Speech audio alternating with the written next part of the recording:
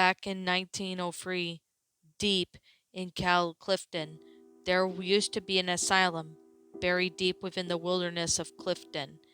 Pretty soon, the Civil War after, people started inhabiting the area. Population was wise around 300 or so. It was a very small town. Nevertheless, people didn't like the idea of having an asylum miles down from the road, so all they got together and signed a petition for the asylum to relocate elsewhere. The petition passed, and a new asylum was built, which is now known as Lorton Prison, a temporarily free facility for convicts to stay until they're appropriately sentenced. In the autumn of 1904, the convicts were gathered around, piled onto a bus used to transport them to Lorton.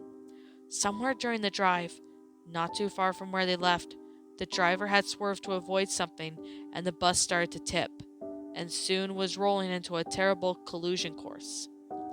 Most of the convicts were injured but managed to escape the bus and had fled into the nights towards the woods. The next morning, the local police investigation had begun, and they began rounding up the escaped convicts. Hours turned into days, days turned into weeks, weeks turned into months. Everyone was recovered after 4 months except for two people, named Marcus, a Walster, and Douglas J. Griffin. During the search of both men, the police found two dead rabbits. Half of them were eaten and dismembered, every now and then along with their search. Finally, they were to find Marcus dead by the Fairfax Station Bridge, known as the Bunnyman's Bridge. In his hand, he held a bunny-made hammer-like knife tool, made with a sharp rock and a sturdy branch as a handle. They thought nothing of it, and they didn't care how he died.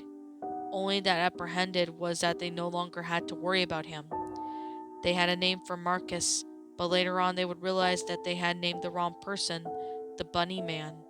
Still searching for Douglas, they kept on finding half-eaten rabbits every so often whilst the search went on. Eventually they went to name Douglas the Bunnyman from then on. Months passed, and the police gave up on their search.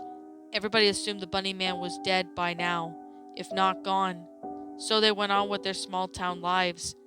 Come October, people started seeing dead bunnies reappearing out of the blue, starting to fear the unseen. Halloween night came around, and as usual, a bunch of kids had gone over to the bridge that night to drink and do whatever kids their age in their early 20th century did. Midnight came around within minutes, and most of the kids had left. Only 3 of them remained at the bridge. Exactly at midnight, a bright light came from the bridge, right where the kids were. A few seconds later, they were all dead, throats slashed with that same type of tool that was found next to their escape, Marcus. Not only that their throats were slashed out, but they were cut up and down their chests, gutted like fish. The Bunnyman then hung both boys from one end of the bridge with rope around their necks, hanging from the overpass with their legs dangling in many view passing cars. The girl was hung the same way on the other side of the bridge. This happened on Halloween of 1905. After that, they didn't see or hear from any of them for another year. Halloween 1906 was approaching, and parents as well as teens of Clifton still remember the incident that occurred 1 year ago at the bridge, his bridge, the Bunnyman's Bridge. That night, 7 teens were left remaining then right before midnight at the bridge. Thinking little of it, 6 remained inside the bridge while one, Adrian Hatala, remained on the good distance from the bridge, hoping to have a good enough time to escape if that thing happened again. She was only one to witness this, as a light dim walking in the railroad track just before midnight, stopping right above the bridge at midnight, then disappearing at the same time. When that bright flash was inside the bridge, she heard a deafening sounds that terrified screaming coming from inside the bridge that only lasted a few seconds. Moments later, they were all hung from the edge of the bridge, in the same way the corpses a year earlier. Horrified, she ran home, and had refused to tell of what she had saw. She had splattered the words mixed with incoherent mumblings that people in her hometown had to put together to come up with her story. No one understood or believed her. They charged her with the teen's murders and locked her up in the asylum in Lorton. In 1913, the same thing happened, with 9 teenagers this time, on a Halloween night once again. Adrian was still locked up. They dropped her sentence, but it was too late. The insanity had finally conquered her.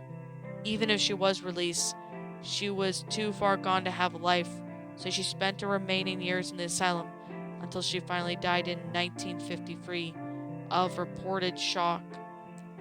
No one knows what exactly she died from shock from, but supposedly she had died in her sleep. Dream of that one dreaded night, perhaps? The Bunnyman had finally got to her. More murders were to take place. However, after the murders in 1913, most people stayed clear of that bridge on Halloween. 1943 rolls and 6 teenagers go strolling on Halloween night. A couple of hours later, all of them dead, same way as the others. Investigations took place as their usual. Nothing was discovered. 1976, the same situation occurs, this time with only 3 people. The only other incident that occurred since then was in 1987. 12 years ago, Janet Chardler was enjoying the night with 4 of her friends. Halloween night had finally come, and they had gone driving out to enjoy a night after invading children's candy bags. They had settled around pretty much around 11 p.m. at the bridge, waiting for midnight to come. They didn't believe in the myth, so they decided to see it for themselves, and they were the only ones who actually withstood the Bunnyman. They had waited around for an hour or so it was nearly midnight, when Janet started getting a little scared. They all had been pulling pranks on each other, jumping out of the bushes and screaming, so she was already a little worked up. Midnight hits, and by this stage she is in a total panic. She's almost out of the bridge when the lights got really bright inside. Then what that happens? Her body's halfway outside of the bridge. She sees her skin start to tear at her chest, but nothing as piercing as her skin. She finally manages to leave the bridge, completely horrified. She hits a hanging body and knocks herself out. As she awakened, she discovered that she had been bleeding. She was lucky that the cut had just started, and it wasn't very bad at all. She left and never returned to the bridge again. She has been sitting on a swinging bench on her balcony every morning, just staring in the direction towards the bridge a couple of miles down. From then on, the story remains untouched and unmoved.